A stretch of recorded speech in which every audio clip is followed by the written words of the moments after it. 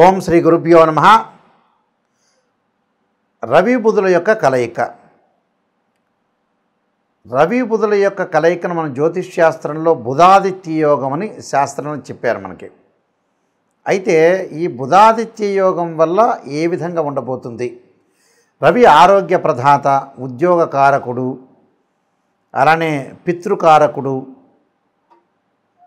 అలానే బుధుడు వ్యాపార పరంగా కానీ బుద్ధిపరంగా కానీ మరి బుధుడు ఒక మంచి శుభగ్రహంగా మన శాస్త్రం చెప్పబడింది. రవి బుధులతోటి ఏర్పడే యోగంలో ముఖ్యమైన బుధాదిత్య యోగం అంటే డెవలప్మెంట్ కానీ అభివృద్ధి కానీ వ్యాపారం కానీ ఒక స్టార్ డమ్ము కానీ ఒక స్టార్ స్టేటస్ రావాలంటే మనకి గజకేసరి యోగంతో పాటు బుధాదిత్య యోగాలు, లక్ష్మీ యోగాలు, చంద్రమంగళ యోగాలు ఇలాంటి యోగాలన్నీ కూడా జ్యోతిష్ శాస్త్రం ప్రకారంగా చెప్పబడ్డది. అలానే పంచమహాపురుష యోగాలు కూడా మంచి యోగాలనే ఉన్నాయి. అయితే ఇప్పుడు చెప్పబడేవి ఏంటంటే గోచారీత్యా చెప్పబడే విషయాలు. రవి తన సొంత రాశి రావడానికి సంవత్సర కాలం పడుతుంది. ఆ సొంత రాశిలో ఈ రవి బుధులు కలయిక ఒకటి. అలానే సింహరాశ్యాధిపతి అయిన రవి బుధుడితోటి సింహరాశిలో సంచారం చేయటం, అలానే బుధుడికి స్వక్షేత్రమైన కన్యారాశిలో రవి బుధుల యొక్క కలయిక అనేది జరిగింది ఇక్కడ. అంటే ఇక్కడ ఏదైతే ఈ రాశిలో సెప్టెంబర్ 17వ తారీఖు నుంచి 15 రోజుల పాటు రవి బుధుల యొక్క కలయిక. ఈ రవి బుధుల యొక్క కలయిక ఏ విధంగా ఉందో ఒక్కసారి మనం పరిశీలన చేద్దాం. అలానే ఇక్కడ కన్యారాశిలో రవి బుధుల యొక్క కలయిక అంటే బుధుడికి స్వక్షేత్రం. మనకు ఏదైనా సరే ఒక యోగం కలగాలంటే రవి బుధాదిత్య యోగం కలగాలంటే సింహరాశిలో కానీ అలానే కన్యారాశిలో కానీ విశేషమైన యోగాన్ని ఇస్తారన్నారు. అలానే మిథున రాశిలో కూడా రవి బుధుల యొక్క కలయిక కూడా చాలా మంచిదని శాస్త్రం చెప్పబడింది. కాబట్టి ఈ బుధాదిత్య యోగం అనేది ఈ 3 రాశుల్లో విశేషంగా చెప్పబడింది. అలానే ఇక్కడ మేషరాశిలో కూడా రవి బుధులు కలయిక అనేది చాలా మంచిదని కూడా జ్యోతిష్ శాస్త్రం చెప్పబడింది. అయితే విశేషంగా ఇప్పుడు రవి బుధులు సెప్టెంబర్ 17వ తారీఖు నుంచి 15 రోజుల పాటు కన్యారాశిలో సంచారం చేయడం వల్ల వివిధ రాశుల యొక్క ఫలితాలు ఏ విధంగా ఉన్నాయో తెలుసుకుందాం. కర్కాటక రాశి వారికి ఏ విధంగా ఉండబోతుందో ఒక్కసారి తెలుసుకుందాం. కర్కాటక రాశి వాళ్ళ కర్కాటకం, సింహం, కన్య అంటే కన్యారాశిలో రవి బుధాదిత్య యోగం అనేది ఉంది. అంటే వ్యయాధిపతి అలాగే తృతీయాధిపతి అయిన బుధుడు తృతీయ స్థానంలో ఉంటాం, ద్వితీయాధిపతితో కలిసి ఉంటాడు. రవి బుధుల వల్ల ఎలాంటి మేలు జరగబోతుంది, ఎలాంటి మంచి ఫలితాలు జరగబోతున్నాయి చూసుకునేటట్లయితే తృతీయంలో రవి బుధుల యొక్క కలయిక. తృతీయంలో రవి బుధుల యొక్క కలయిక వల్ల కుటుంబంలో ఆనందము, సౌఖ్యంగా ఉండటం, కొన్ని ప్రణాళికాబద్ధంగా కొన్ని ప్లాన్లు చేసుకొని ముందుకు వెళ్ళే అవకాశం ఉంటుంది. గతం కంటే కూడా ఉద్యోగంలో ప్రమోషన్లు, స్థానచలనాలు జరిగే అవకాశాలు ఎక్కువ ఉంటాయి. వ్యాపారంలో కూడా అనుకూలంగా ఉండటం, వ్యాపారంలో కూడా ఒక మంచి ఫలితాలు సాధించే అవకాశాలు ఉంటాయి. వ్యాపారపరంగా మంచి ఫలితాలంటే ఆర్థిక పరంగా ఎర్నింగ్ బాగా పెరుగుతుందని అర్థం. అయితే ఎలిగేషన్స్ రాకుండా చూసుకోవాలి. అంటే ఉద్యోగంలో కానీ వ్యాపారంలో కానీ వాళ్ళకి ఎలిగేషన్స్ రాకుండా ఈ ఆరోగ్య పట్ల శ్రద్ధ పెట్టడం అనేది చాలా ఇంపార్టెంట్. అంటే శరీరం యందు కొంత రోగ నిరోధక శక్తి తగ్గకుండా చూసుకోవాలి, పని ఒత్తిడి తగ్గించుకోవాలి. అధికారులు ఏదైనా సరే ఒత్తిడి పెట్టినా కొద్దిగా ఆరోగ్యాన్ని చూసుకుంటూ ఉద్యోగాన్ని వ్యాపారాన్ని చేసుకోవడం చాలా మంచిది. అలానే అన్నదమ్ములతోటి కొంత అనుకూలంగా ఉంటుంది. సమయస్ఫూర్తితోటి మనం వెళ్ళాలి. వీళ్ళకి సమయస్ఫూర్తి లోపించే అవకాశం ఎక్కువ ఉంటుంది. మీరు సమయస్ఫూర్తితో వెళ్ళండి. అలానే కలిసి వచ్చిన అదృష్టాన్ని కాలదనుకోవద్దండి. అంటే మనం ఏదైతే కాలంలో కొన్ని కలిసి వచ్చే అదృష్టాలు ఉంటాయి, ఆ అదృష్టాన్ని మనం చేజిక్కించుకోండి. అలానే బంధుమిత్రులతోటి విభేదాలు లేకుండా వాళ్ళతో సామరస్యపూర్వకంగా ఒక స్టెప్ వేయండి, మాట్లాడండి, శుభ కార్యక్రమాలు నిర్వహణ చేస్తారు. అందరినీ కూడా పిలవండి, అందరూ తన వాళ్ళు అనుకోండి. తొందరపడి నమ్మటం అనేది చేయొద్దండి. ఇలానే కుమారులు కుమార్తె రీత్యా కూడా సంతోషకరమైన వార్తలు, వాళ్ళ పిల్లలందరూ కూడా విదేశాలకు వెళ్ళే అవకాశాలు ఎక్కువ ఉంటాయి. వీళ్ళ యొక్క భార్యాభర్తల మధ్యలో కూడా అనురాగబంధం బాగా పెరగటం ఒకటి. అంటే మంచి సంసారం చేయటం, దాంపత్యపరంగా అనుకూలంగా ఉండటం, ఇద్దరి మధ్యలో అభిప్రాయాలు ఒకే రకంగా ఉండటం, అభిప్రాయ భేదాలనే ఉండవు, అభిప్రాయం అనేది మంచి అభిప్రాయాలు ఉంటాయి. అలానే తల్లిదండ్రులు జ్ఞాతుల అంటే తల్లిదండ్రులు కానీ తాత ముత్తాతల యొక్క ఆస్తులు లభించే అవకాశాలు ఉంటాయి.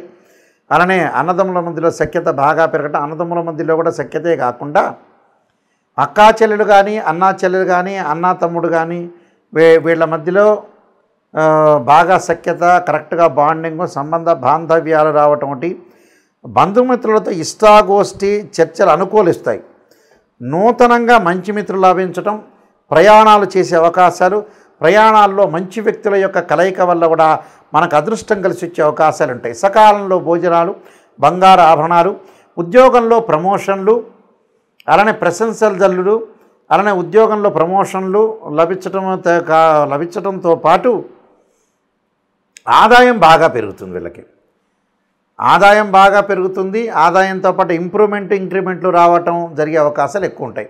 కాబట్టి రవి బుధాదిత్య యోగం వల్ల వచ్చే అదృష్టాన్ని కాలదన్నద్దండి, తొందరపడద్దండి, తొందరపడి నిర్ణయాలు తీసుకోవద్దండి. అందరినీ కూడా ఆలోచన చేసి నిర్ణయం తీసుకోండి.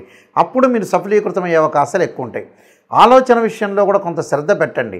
శ్రద్ధ పెట్టి ఎక్కడ మంచి ఎక్కడ చెడు ఏమిటి అనే ఆలోచన విషయంలో కూడా మీరు ముందుకెళ్ళటం వల్ల కూడా మీకు మంచి జరిగే అవకాశాలు ఒకటి ఉంటుంది. నేను కొన్ని రెమెడీస్ అనేవి పరిహారాలు చెప్పబోతున్నాను. ఆ పరిహారాలు మీరు పాటించండి, మీకు మంచి జరిగే అవకాశాలు ఖచ్చితంగా ఉంటాయి. ఈ రాశుల వాళ్ళు ముఖ్యంగా రవి ఉద్యోగ కారకుడు అంటారు, పితృకారకని ఇందాక చెప్పినట్టుగా ఈ రవి బుధుల యొక్క యోగం వల్ల కొన్ని సుఫలితాలు అనేవి చాలా ఎక్కువగా సుఫలితాలు జరుగుతాయి.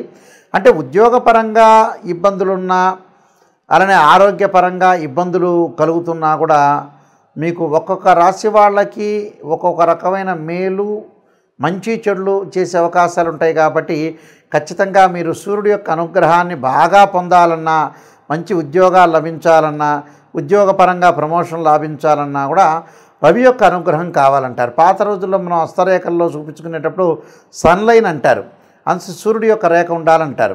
ఈ సూర్యుడి యొక్క రేఖ ఉండాలి అని అంటారు. ఎందుకంటే కారణం ఏంటంటే వృత్తిపరంగా అనుకూలంగా ఉండాలి. వృత్తిపరంగా అనుకూలంగా ఉంటే మన ధనం వచ్చే అవకాశం ఒకటి ఉంటుంది అని అర్థం. దాన్ని మనం చూసుకునేటట్లయితే సూర్యుడు అనుకూలంగా లేకపోయిన వ్యక్తులు సూర్య నమస్కారాలు చేయటం, అలానే సూర్యుడికి సంబంధించిన హోమాలు చేయటం ఒకటి. మనకి నవగ్రహాల్లో సూర్యుడు ఉంటాడు. ఆదివారం రోజున సూర్యహోరని ప్రాతకాలంలో ఉంటుంది. నవగ్రహాల యొక్క ప్రదర్శన చేసి చక్కగా జపాకుసుమ సంకాశం కాశ్యపేయం మహాతుతిం తమోరిం సర్వపాపగ్నం ప్రణతోస్మి దివాకరం అనే మంత్రాన్ని చక్కగా చదువుకోవటం ఒకటి.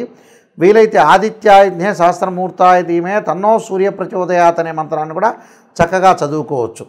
దాంతోపాటు బుధుడు వ్యాపారపరంగా అనుకూలం లేని వ్యక్తులు ఖచ్చితంగా నారాయణాయుధ్నే వాసుదేవాయ ధీమే తన్నో విష్ణు ప్రచోదయాత్ అనే మంత్రంతో పాటు ఓం యక్షాయ కుబేరాయ వైశ్రవణాయ ధనధాన్యాధిపతే ధనం ధాన్య సమృద్ధిమే దేహిమే దాపై స్వాహ అనే మంత్రాన్ని, కుబేర మంత్రాన్ని చదువుకోవటం వచ్చి, లేకపోతే ఓం కుబేరాయ నమః అనే మంత్రాన్ని కూడా చదువుకోవటం వల్ల కూడా మనకు అనుకూలంగా ఉంటుంది. ఖచ్చితంగా నేను చెప్పినవి ఈ రెమెడీస్ అనేవి మీరు పాటించండి.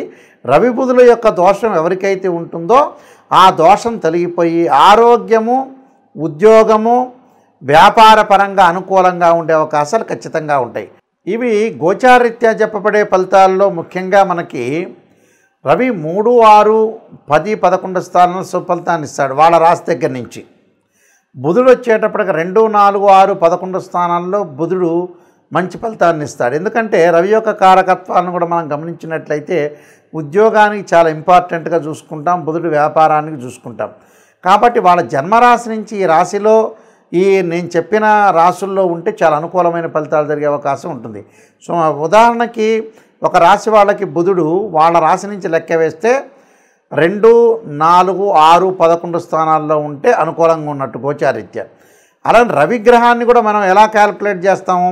3, 6 అంటే 1, 3, 6, 10, 11 స్థానాల్లో ఉంటే మంచి సుఫలితాన్ని ఇస్తాడు సూర్యుడు. సూర్యగ్రహం అనేది అనుకూలంగా ఉంటుందని మనకు శాస్త్రం చెప్పారు. కాబట్టి ఇలాంటివన్నీ కూడా మీరు దృష్టిలో పెట్టుకోండి. ఇవన్నీ కూడా గోచారరీత్యా చెప్పబడే ఫలితాలు అంటారు. ఈ గోచారరీత్యా చెప్పబడే ఫలితాల్లో ముఖ్యంగా సూర్యభగవానుడు 3, 6, 10, 11 స్థానాల్లో మంచి శుభాన్ని ఇస్తాడని అర్థం. 1వ దానిలో కొంత మిశ్రమైన ఫలితాలు ఇచ్చే అవకాశాలు ఎక్కువ ఉంటాయి. కాబట్టి ఇక రవి బుధులు ఏదైతే వీళ్ళ కన్యారాశిలో ఉన్నారో నేను చెప్పిన మీరు ఏదైతే పరిహారాలని పాటించడం వల్ల కూడా విశేషమైన యోగాలు కలిగే అవకాశాలు ఎక్కువగా ఉంటాయి. అలానే విష్ణు సహస్రనామ పాలన చేసుకోవటం, లలితా సహస్రనామ పాలన చేసుకోవటం, సూర్య నమస్కారాలు ఆ సూర్య నమస్కారాల్లో కూడా ఓం సూర్యాయ గ్రహాయ స్వాహ అనే మంత్రాన్ని చదువుకోవాలి. అంటే ఓం ఆదిత్యాయ అంటే ఆదిత్యాయ సోమాయ మంగళాయ చ బుధాయ చ గురు శుక్ర శనిభ్యచ్చ రాహవే కేతు అనే మంత్రాన్ని చదువుతో పాటు ఆ చదవతంతో పాటు ఓం సూర్యాయ స్వాహ అనే జిల్లేడు సమిధలతో హోమం చేయటం, ఎమ్మటే సూర్యగ్రహ ఇదన్నోమ అనే మంత్రాన్ని కూడా చదువుకోవాలి. అంటే ఏదైతే మంత్రం అనేది స్వాహాకారం చెప్పి త్యాగం చెప్తారు ఇదన్నోమ అని, ఆ మంత్రాలు మనం ఏదైతే విశేషంగా ఆదివారం రోజున ఓం సూర్యగ్రహాయ స్వాహ అని ఆజ్యం వెయ్యాలి జిల్లేడు సమిధల మీద.